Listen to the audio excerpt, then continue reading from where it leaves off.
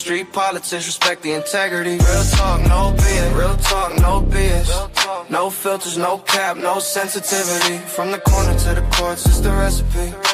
If it ain't real, I don't mention me. It's for the blocks where the cameras don't stay, where the truth get buried under headlines and pay. We don't glamorize pain, we contextualize facts, put the story in order, then we give it right back. Politics in the streets, streets in the system, same cycle repeating. Nobody really listens. We talk consequences, not rules. What's the deal? What's the deal? Hey, it's your boy Big LA. Never ever the little. Like, share, sub up, tell a friend, tell 10 more, do it again. Tap that notification bell so you don't miss any more videos, shorts, demonstrations, or updates on the Nolan Wells case again. Now, what we here with now is part 4.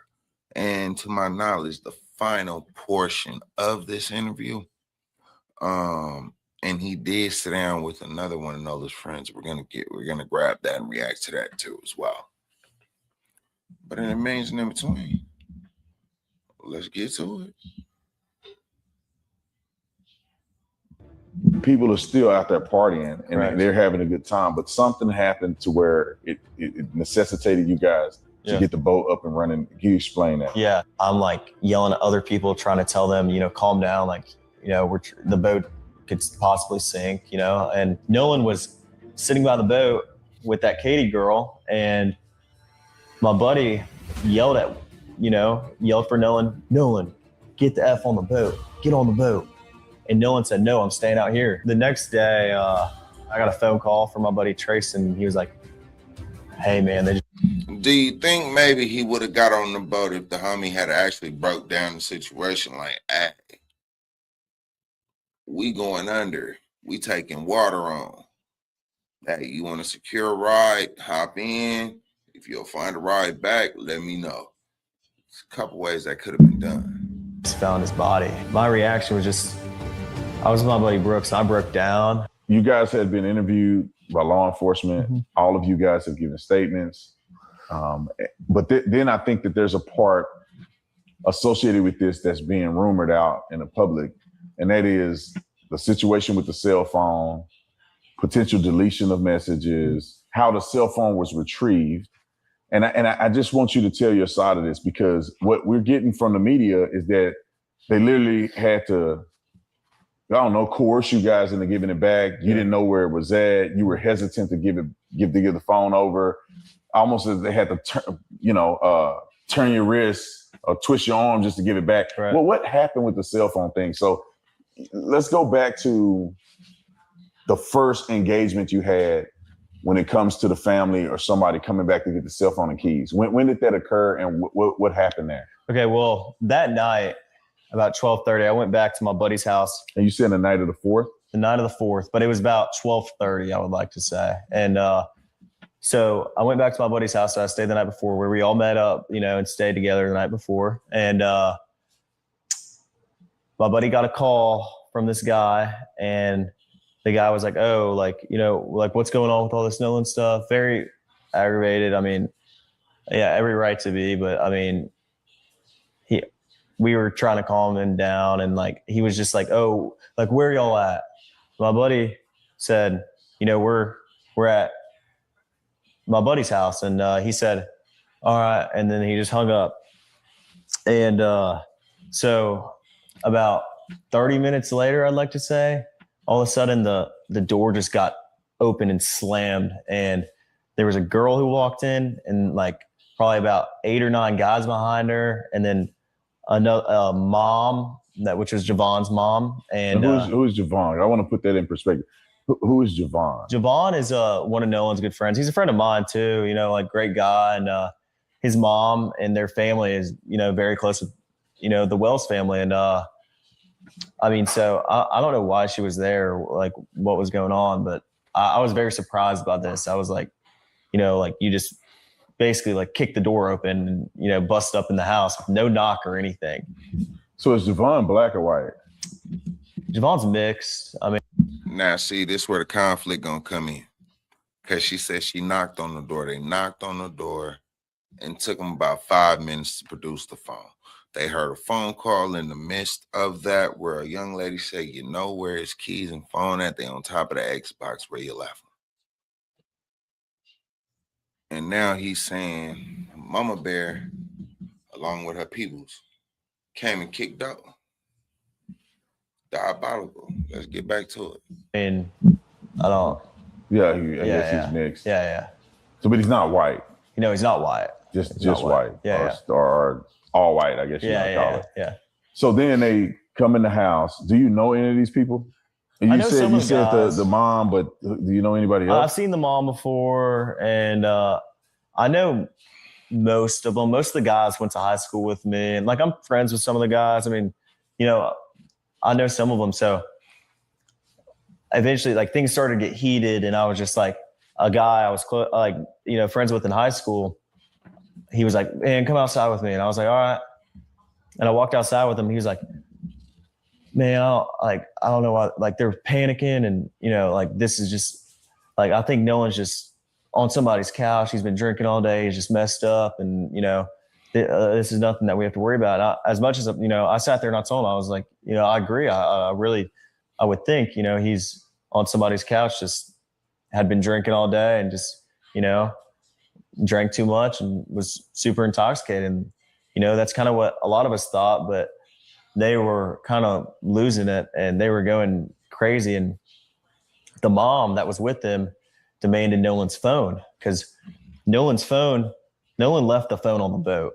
And when we ran in, Nolan didn't ask for his phone and his keys were not on the boat because his car was parked at my buddy's house where we had all slept, the night before the 4th. And so the keys were left at the house because Nolan's car was at my buddy's house where we stayed at. So of course he left his keys there.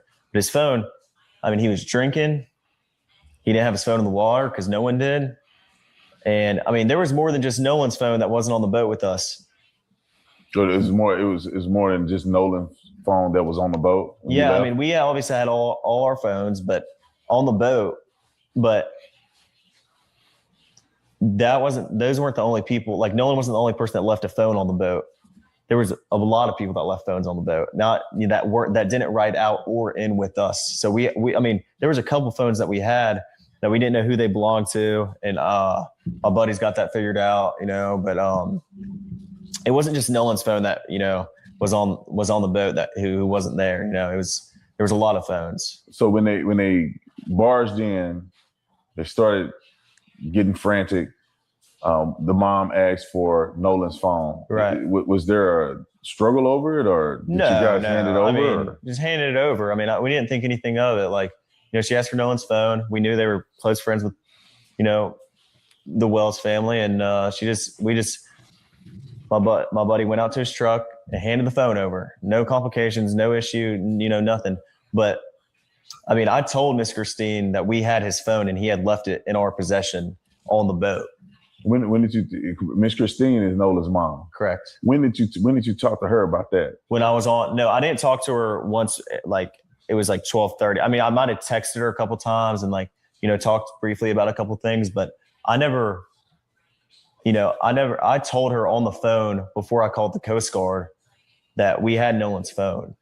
Before I called Miss Christine, I asked. I was like, "Oh, well, where's his location at?" Because Nolan had his Snapchat location on for me. And he said, it's Wyatt said it's, in my truck. Like, cause everybody who left stuff on the boat, it was Wyatt's boat. So Wyatt put it in his truck, it was normal. And, so the phone was in possession in Wyatt's truck. And when that mom came over and asked for it, there was no issue at all with us giving the phone to her. Nolan just left it on the boat. We handed the phone to her that night of the 4th of July. And did you guys go through the phone, or? Of course not. None of us had a reason to go through Nolan's phone. There's multiple phones on the boat. So why would the mom say they knocked on the door and you brought the phone out the house and it took a diabolical amount of time to bring the phone? Now you saying it was in the truck? Why would it be? And the boat was having issues. Why would our concern be getting on Nolan's phone or something? I don't even know Nolan's password. None of my friends do. We had no reason ever to get on Nolan's phone and look at anything. I didn't even touch Nolan's phone. None of us touched Nolan's phone until somebody took it off the boat and put it in Wyatt's truck, and then no one touched it until we handed it back, to the mom that was at my buddy's house.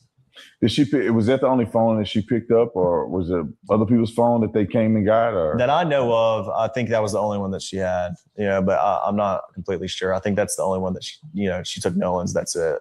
And so we're on the 4th, where the night, probably going into the morning of the 5th, this happens. Then the dad comes back at some point to get the keys. Right. What happened there? When was this and what happened? Well, my buddy Brooks drove me and dropped me off at my house, and I woke up to a text the next morning that Miss Christina texted me, and she said, "Hey, Nolan's dad's there is there at my buddy's house to pick up the keys." And I didn't think anything of it. I told her that I was praying for her, and that we were out there and we were doing everything that we could to help out. And when he came to pick the keys up, was there a confrontation? Because I could have sworn I saw on the news that when he came to pick the keys up, it was almost like an altercation because you guys didn't want to get the keys over, or you said you didn't know where the keys were at?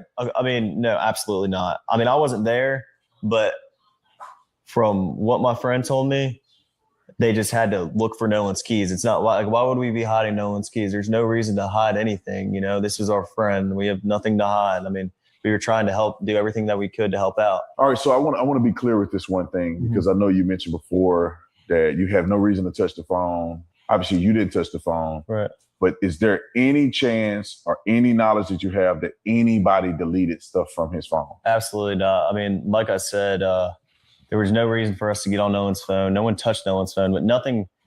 If none of us had touched Nolan's phone, then there's no reason for anything to be deleted. I mean, no one. So how you gonna explain the stuff being deleted off of his phone? I mean, I don't think the mom or the police would lie about something like that. But hey, we're gonna continue the content and see. Even was in contact with his phone until it was moved from the boat to the truck. And none of us have access to Nolan's password to get on his phone and delete anything. Absolutely not. And we have no reason to delete anything. I mean, there's nothing to hide here. I mean, we have had no reason to delete anything, and we never did. All right. So I have something I want to make sure that we're clear about, because you had mentioned earlier that you saw Nolan cradling Katie. Right. Her name is Katie. Yeah, Katie. I just want you to explain, what does that mean? Some people in their mind, they may think he's cradling like a baby. Yeah. Like what is that scenario look like? He was. I mean, Nolan was off. The last time I saw him, like I said, I was off the bow of the boat, and like I said earlier, if you had jumped off the bow of the boat, you were probably about chest or neck deep in water. So Nolan wasn't like carrying her out the water. She's sitting in the water, and Nolan's arms are under the water, and he's carrying her from under the water. But her head's still out of the water. Nolan's head's still out of the water. And I was looking at both of them. So. Oh, so he's kind of like holding her. Right. Kind of like, in the water, though. I mean, like we grown, right? There's two people in the water. They feeling each other. Right. Like meaning feeling they like each other. Right. And that was obvious. He's a little more close to her, and they're kind of having a moment. Correct. Not saying and not insinuating that it's sexual, but no, of course not. They're together. They like each other. You looking at him, you like, bro, you crazy, because you know that he like her and he's hanging out with her. Yeah, right, exactly. That makes sense. And when was the last time that you saw Nolan? And then when was the last time that someone reported to you that Nolan was seen? Okay. If that makes sense. Yeah. You saw him at a certain point, but then someone else saw him a lot later when you guys were gone. Right. Okay. So the last time I personally laid eyes on Nolan was at like 3:00, and he was, front of the boat with the girl, and that's the last time I saw him. But there were, I've talked to somebody personally that saw Nolan at 6:00, and someone, we weren't even the last people to see Nolan. Once we left, there were still dozens on dozens of boats around us. And I mean, clearly we were not the last people to see Nolan. So Warren, I'm going to ask you some very pointed questions. I mean, just straight out. Okay. I didn't come down here to, do anything other but to get the truth right. and for you to have a voice in this. Right. And the first thing I want to ask you is, did you kill Nolan? Of course not. Did you have anything to do with Nolan's death? Of course not. And absolutely not. They say that you guys deleted stuff out of his phone. Did you delete anything out of Nolan's phone? No, of course not. The mom act like, or at least she portrayed on television, and the rumors are that you weren't really good friends with Nolan. Is that true or not? Absolutely not. I hung out with Nolan probably like 3 days a week. I mean, seriously, at least. Some days my friends want to hang out every single day, and Nolan was always there. So, and obviously people may see this and know the facts later, right, that you weren't able to go to the funeral or the memorial service. Right. Why didn't you go? What was that? Well, I mean, with everything going on social media right now, with people saying the crazy things that they're saying, I would never want to take the attention off of Nolan and his family. They don't deserve that. And, for own personal reasons, I mean, I've gotten thousands of death threats. My family's got thousands of death threats. And, for my own safety, I'm not going to put my own health and safety at risk. It breaks my heart that I can't go, and it hurt me more than anything, because obviously I want to say my last goodbyes to one of my best friends. But I mean, if I'm getting thousands of death threats with people saying they're going to kill me and do crazy things to my family and I couldn't bring myself to go, because, I got to put my own safety first.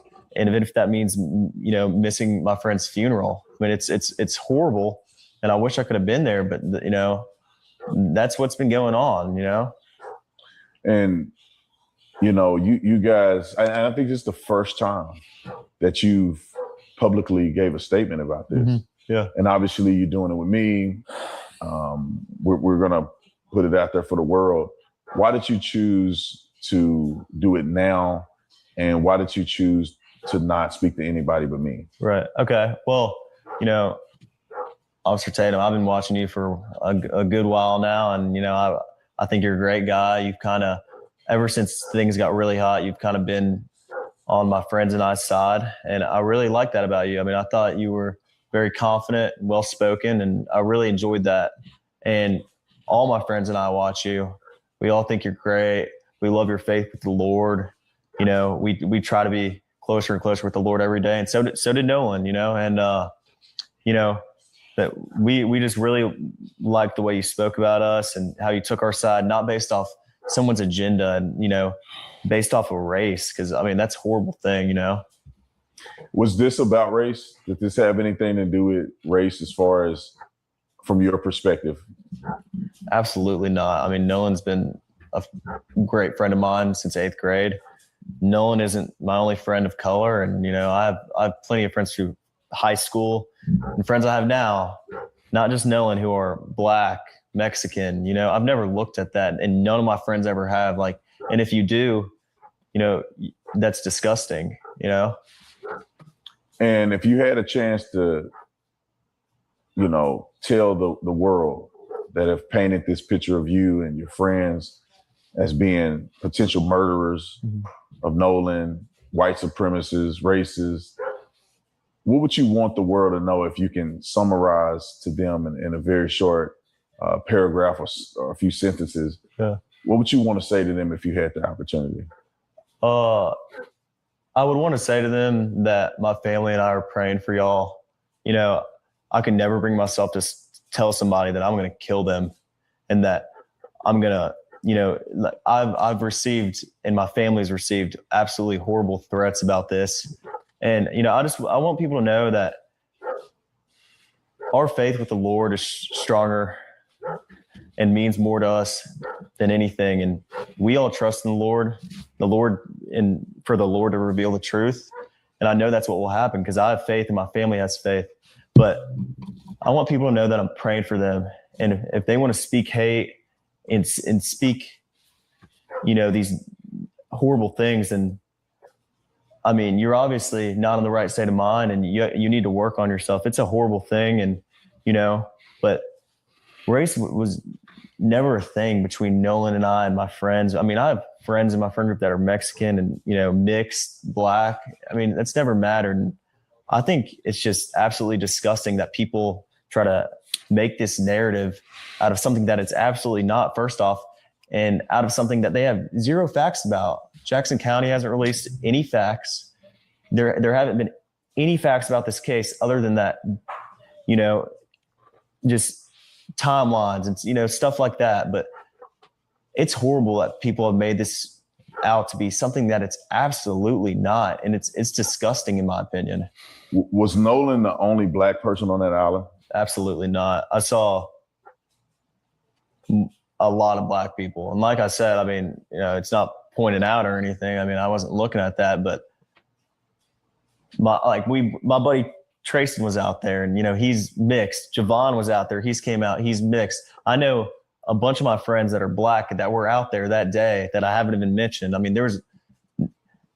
Nolan was not the only black person out there by no means. I mean, there was thousands of people out there, white, Mexican, black, everyone, And in the friend group, is Nolan the only black person in the friend group? Absolutely not. My buddy Trayson's black. I have other friends of color.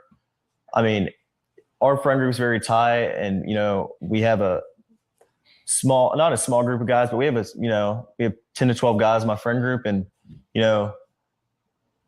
we're all from Ocean Springs, and we grew up together. But Nolan is not the only black guy in my friend group by any means, and everybody knows that. There's controversy around the CETO, right? You guys called it in. Right. They have that record of you guys, making that emergency call. Right. But then there's this, I guess, graphic of you guys traveling at a slow speed. Then all of a sudden you accelerate. Right. People are saying that that's an indication of something afoot or foul play going on in that timeline. What do you have to say to the naysayers who are mentioning that something must have happened, that you guys were going slow, then you accelerated all of a sudden? Yeah, I mean, absolutely not. We got towed probably a quarter mile. Like I said, my buddy Bart drove his boat up next to ours after he pulled us out away from the island. And then he towed us a little more while we were trying to get the motor figured out. I mean, the motor would trim down. So then eventually, and the motor wouldn't trim down.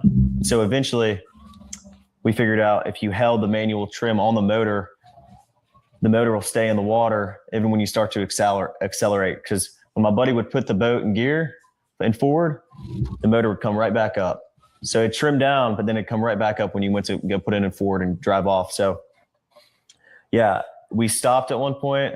My buddy pulled the plug out the boat, got back in the boat, the captain of the boat, got in the water, pulled the plug out the boat, got back in the boat and hit it. And like I said earlier, we all transferred our weight to the front. So, because there was so much water in the back of the boat that when my buddy had it pinned out all the way, trying to go as fast as we can, and the boat was still sitting like this on the water. Wouldn't even plane out. So we had to move all the way to the front of the boat. Everybody had to get on the bow, and eventually we planed. Everybody got sat back. And when you're on plane and you're going, water starts coming out the boat.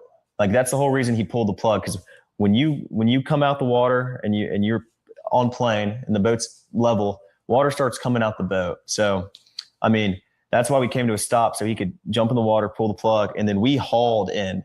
There was no stopping, because if you do stop, the water starts coming back in the boat because the plug's out. So there's nothing nefarious there. It's just a formality of trying to unplug the boat and absolutely not get it docked properly. Correct. I mean, we were just trying to, solve the boat's issues, because we wouldn't have ever gone anywhere if the boat wasn't figured out. So, and Nolan being a really good friend of yours, really good friend of all of you guys, some of you guys have been accused of killing him.